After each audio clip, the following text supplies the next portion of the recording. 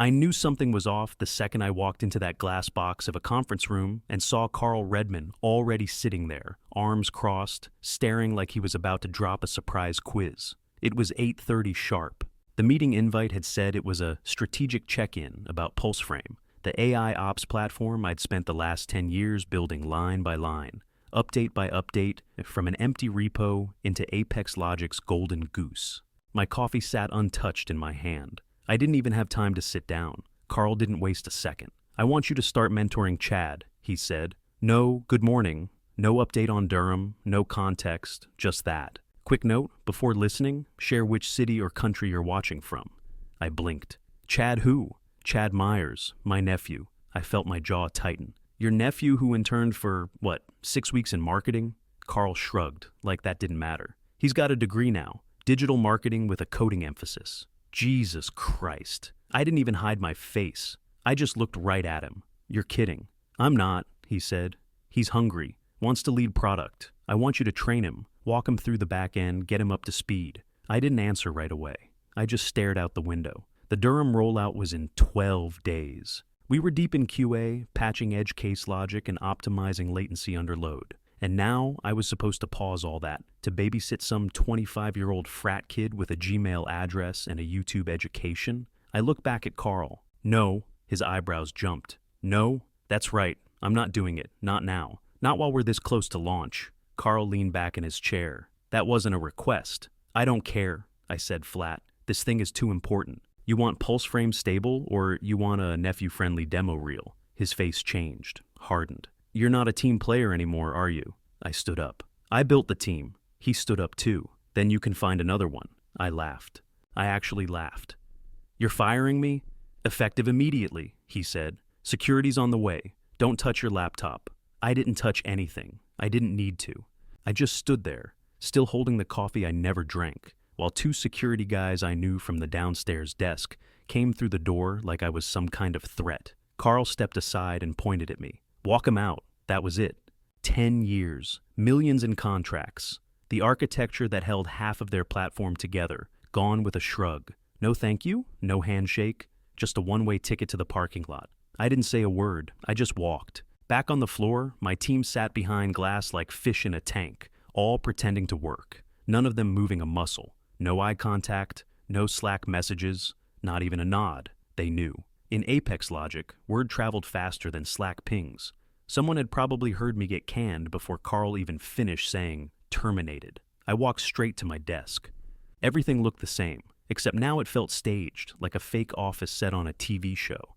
My world's toughest debugger mug sat next to the PulseFrame launch photo, the one where I was wearing the same faded black hoodie I had on right now. We looked exhausted in that picture, but proud. That had been a real win. I opened the top drawer. My hands didn't shake, not even a little. I reached past the extra charging cable and pulled out a USB drive the size of a quarter. Looked like nothing, just cheap gray plastic and a dent from where I'd dropped it in the parking lot once. Not stolen code, everything here was mine already. Patent filings, original architecture diagrams, licensing models, all filed 3 years ago under a Shell LLC registered to my dad before he passed. PulseFrame's core wasn't Apex's, not legally, not technically, not anymore. Carl had either forgotten or never known. I slid the drive into my backpack and zipped it up.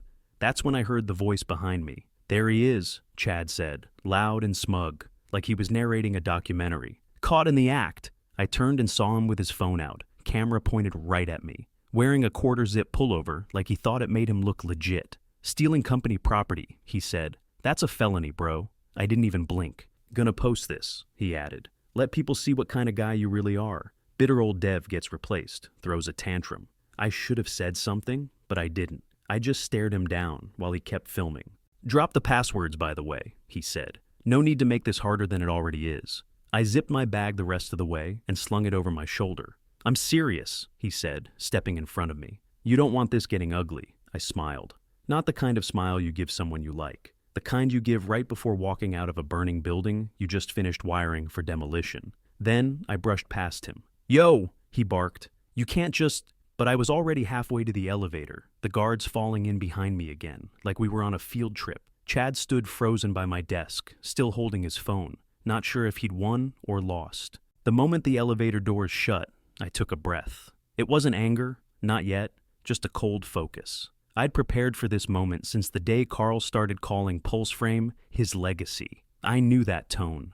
I'd heard it before. People taking credit for things they didn't understand. The second I hit the parking garage, I headed straight for my truck. Old Ford F-150 with a cracked dash and my dad's keychain still hanging from the ignition. I climbed in, shut the door, and tossed my backpack into the passenger seat. Then I pulled out my laptop and booted it up. There was no time to waste. The countdown had already started. The screen lit up, and I went straight into the shell. Not Apex's network, not their cloud console. This was mine. The original dev shell from the first 6 months of Pulse Frame's build. Bare bones, black text on gray. No flashy UI, no company branding, just the system I'd built before Apex even had a name for it. I typed in my root credentials. Accepted. There it was. Layer 9. Most people never even knew it existed. Carl definitely didn't. Not even the senior engineers. Layer 9 was never listed in the deployment architecture, never pushed to public repos. It was a license verification layer I wrote for one reason: protection. It checked one thing: my employment status. If active, everything kept humming. If terminated, and no protocol clearance filed, Pulse Frame would quietly shut itself down. No errors, no alarms, just lights out. I leaned back and checked the time. 8:47 a.m. Carl's investor demo was set for 9:30. Global Tech Capital, a $1.4 billion deal on the line. The system showed my user tag was still marked active. Normal lag. Apex's HR feed hadn't synced yet. I opened the file. License protocol, 90 minutes. That's all they'd get once HR pushed the change. I hit enter. The terminal blinked once. Employment status, terminated clearance token, not found verification cycle started. License expiration in 89:57. The countdown was on. One they never read because they never thought I mattered enough to double check. I stared at the screen. Cool blue countdown. Quiet, steady. I thought back to 3 years ago, writing the protocol late at night in my apartment after Carl made his first founder speech at an investor event and never once said my name. That's when I knew I wasn't building a legacy, I was building leverage. A text popped up from Curtis, one of the guards. Just saw Chad. He's in Carl's office showing a video. Thought you'd want to know. I didn't reply. I didn't need to. Let them watch the footage. Let them spin their story. They'd find out the truth in 88 minutes. I opened another window and started watching Pulse Frame's live node graph. All active, all green, 1,000 servers, stable, healthy. But the license demon was now ticking, hidden behind everything, waiting. I checked the logs. Carl's team hadn't noticed a thing yet.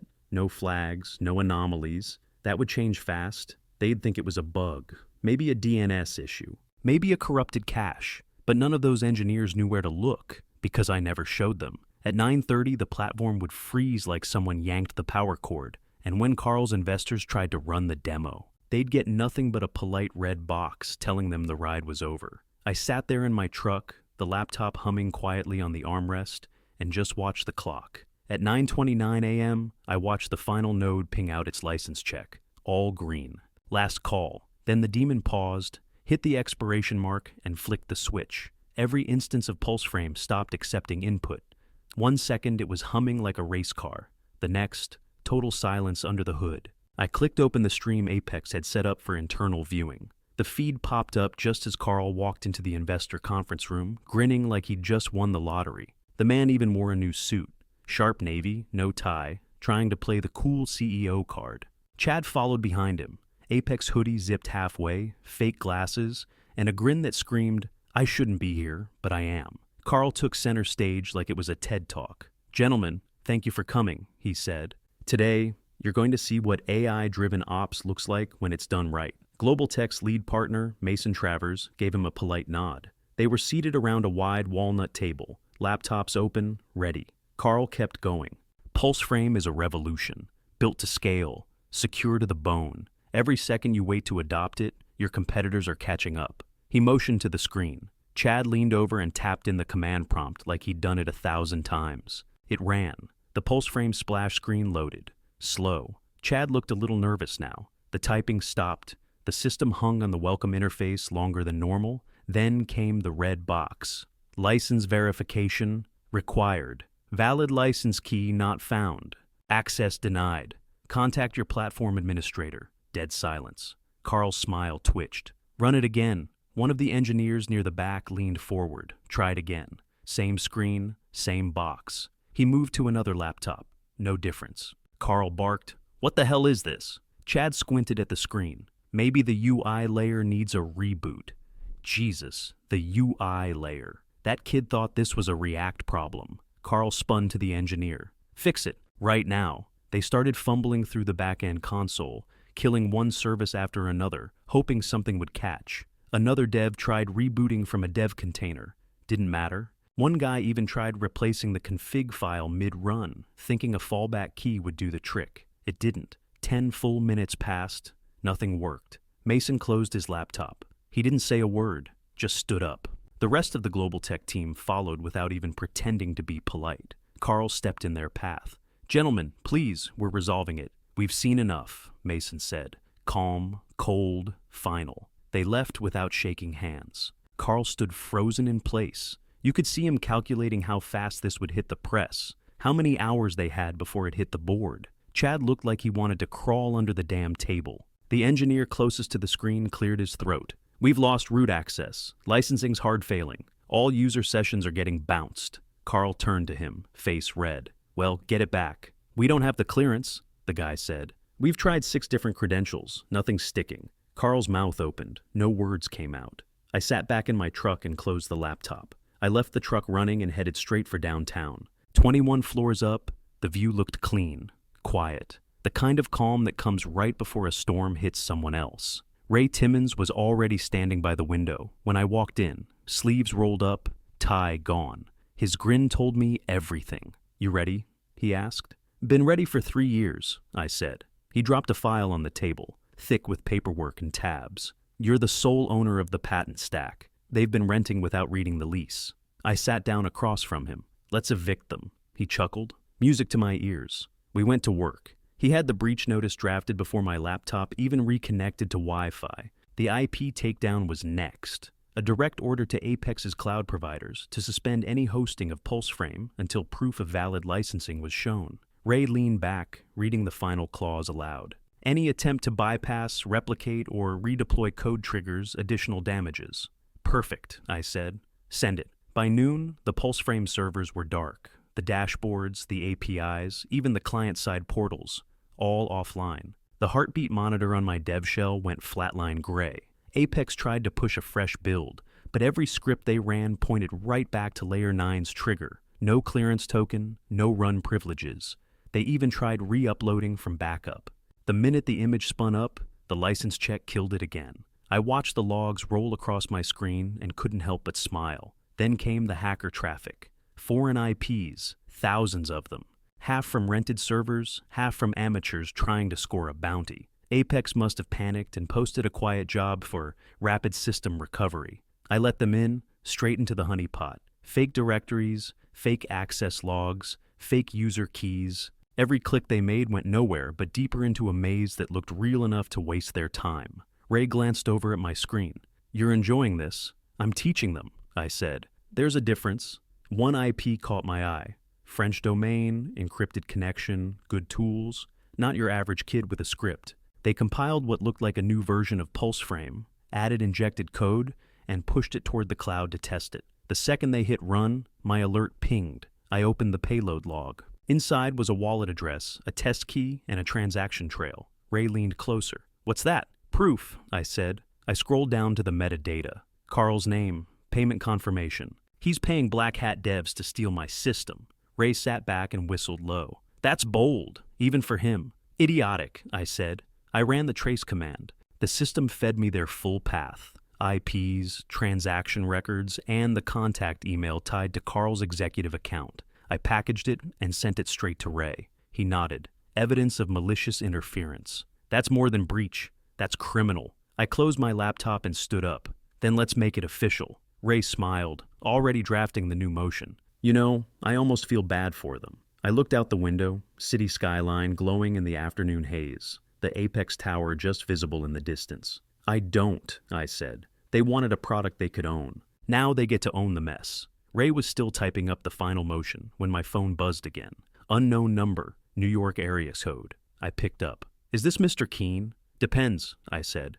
This is Robert Denning. I represent Apex Logic. Carl Redman asked me to open a discussion about reinstating your employment. I laughed into the receiver. No, I think it would be in both parties' interest to... You're not hearing me, I cut in. If Apex wants to license PulseFrame, they can apply through the proper channels. There was a pause. And what channels would those be? I turned my screen around so Ray could see. Depth Layer Technologies, I said. Ray raised his coffee like a toast. I hung up. By 3 p.m., Apex stock was bleeding. Reddit was chewing them alive. The demo failure video had leaked. Investors were pulling out. I was sitting across from Mason Travers in a private office above a quiet cafe in Soma. Black polo shirt, clean desk, one leather folder in front of him. He didn't waste time. You've got something nobody else has, he said, and I've got what you need. Capital, infrastructure, and people who can keep their mouths shut. I waited. You build product, he said. I handle sales, ops, legal. 70-30 split in your favor. You get full tech control, hiring power, and brand ownership. I just want the ride. I opened the folder. It was already all there. Terms, timeline, funding, no backdoors, no review periods, no Chad clause. I closed it. Yes, he smiled. Welcome to Depth Layer. The second I walked out of that meeting, my phone exploded. First it was Jen, lead QA from Apex. Heard you're starting something. Can I come? Absolutely, I said. 25% bump. Send me your resume. Then it was Eli from DevOps. Then Marcus from UI. Then Laney, who had handled PulseFrame's client integration since day one. Every single one of them asked the same thing. Do you have room? I told every single one of them, yes. By the time I got home, the new repo was up. My team, my real team, was already inside, rebuilding from clean base. That night, I updated the PulseFrame homepage. Nothing flashy. Just one line at the bottom of the site, small and bold. Now licensed exclusively through Depth Layer Technologies. 15 minutes later, my phone rang again. This time, it was Carl. Blocked number, but I knew that voice like an allergic reaction. You think this is over? He said. You think a footer changes anything? I didn't answer. You don't own the market, he kept going. You won't survive without us. You built it under our roof. I ended the call. 10 minutes later, he emailed. One sentence. This is a mistake. He had no idea how right he was. The office was 2 blocks from Apex. 3rd floor, corner suite, big windows that looked straight into Carl's boardroom if the blinds were up. We didn't pick it by accident. First thing we did was hang a dry erase board across the main wall with one word in bold, reclaim. Second thing was push the relaunch. Next morning, it went live on every channel we owned. PulseFrame, refactored, secure, ethical, independent. Clean font, black background, our new logo, a thin, sharp ripple line. No fake mission statements, no jargon. Just a clear middle finger to everything Apex stood for. We hit 8,000 site visits before lunch. By noon, Carl fired off a cease and desist. Claimed trademark confusion, IP overlap, breach of non-compete. Our lawyers took exactly 48 hours to get it thrown out. The patents were clean, the codebase was clean, the LLC was airtight. Carl didn't own anything but regret. Chad, meanwhile, disappeared. First we heard he got reassigned to strategy. Then someone said he was focusing on external partnerships. By the end of the week, his Apex email bounced. No LinkedIn update. No Instagram posts. No goodbye lunch. Just gone. I got a text from Carl a week later. One line. You happy now? I didn't bother replying. He already knew. While they were licking their wounds, we were signing clients.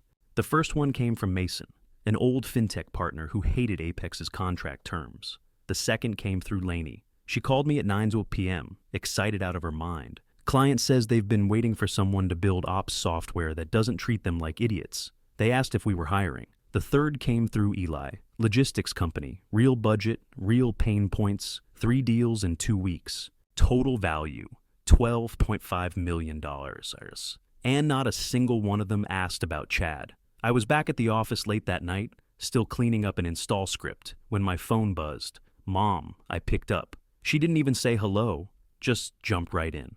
I saw the article about the launch. It said, "You're the founder now." I always was, I said. There was a pause. Then she said it. Your dad would have been proud. I didn't say anything back. Just sat there, phone to my ear, looking out the window at Apex's dark tower. Third floor, 2 blocks over, same city.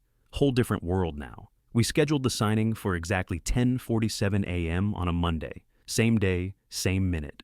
1 year after Carl had me walked out like a criminal. Now, I was standing under soft lights in a conference room we built ourselves, with a live screen behind me showing pulse frames' active nodes, every one of them green. Real-time uptime. Real-time control. No glitches, no smoke and mirrors, just working tech. Mason opened with a short speech, corporate stuff, gratitude, partnership, vision for the future. I let him handle it. He was good at that. That's why I brought him in. I didn't say a word until it was time. The CIO from our first enterprise client stepped forward. Solid guy, no nonsense. We shook hands and signed side by side. The pen they gave me was heavier than I expected. The moment the contract closed, people clapped. Not politely, not like they were told to. Real claps. The kind that starts deep in the gut, with people who earned it. Someone from Tech Crate was in the back of the room, holding a mic. She raised her hand and called out, "Any message for Apex Logic?" I didn't hesitate. I hope they find something they can actually build. That got a few laughs, but no one was playing for the camera. We weren't here to posture. We were here to finish what we started. I looked across the crowd. My people. Eli, Laney, Jen, Marcus. Ray standing off to the side with his arms crossed and a smirk like he'd just won a long bet. They didn't just follow me out. They rebuilt everything with me. We didn't cut corners. We didn't sell out. We didn't rename someone else's work and call it innovation. We earned this, and everyone in that room knew it. The event wrapped 10 minutes later. No champagne. No confetti. Just good work and strong handshakes. That was enough.